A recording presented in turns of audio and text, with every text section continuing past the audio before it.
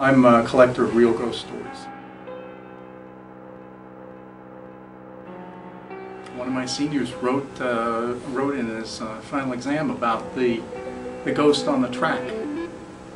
The story goes that a group, this was a number of years ago, a group of runners was headed up to the old track where the new football field is. And as they were coming up over the hill there, they saw someone running on the track. And they were kind of coming around behind the, up towards the end of the field where the football goalposts are. And as they came around to the goalposts, they disappeared behind the goalpost.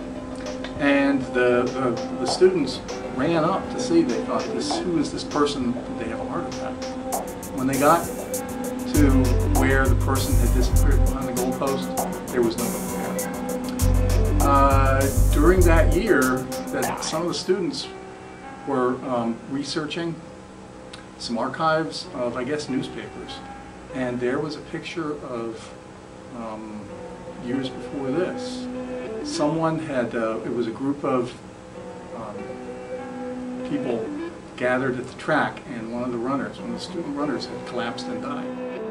And somebody told me, there's a ghost story about how this used to be possibly a slave's graveyard up here, because Harriton plantation had been had slaves just before the the creation of the Mason-Dixon line.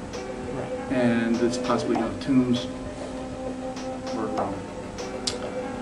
named. And the story goes that the residents of the Beaumont mansion across the street used to come out and watch what were called the haunts coming up through the woods. And this was during the 20s and turn of the century. And the haunts, they said, looked like torches walking through the woods, the sound of people singing and things like that. I was told by certain people who had authority that on one of the maps, before they developed this plot of land as a high school, that there was a legend on one of the maps. It's like a slave's graveyard. And it makes sense, because all of the years and the decades that there were slaves on Harriton plantation, this area up here was an apple orchard and a sheep's meadow. And it was far enough away for burial.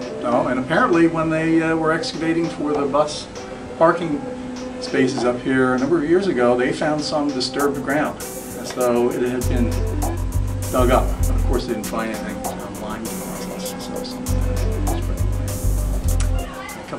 This year somebody told me that during Halloween,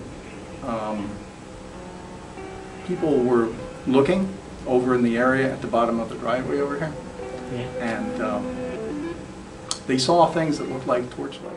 I myself saw something over in the theater, up in the props closet one night. It looked like the top of somebody's head hiding behind a clothes rack, and when I moved it to say, "Get out of there, kid," there wasn't anybody there.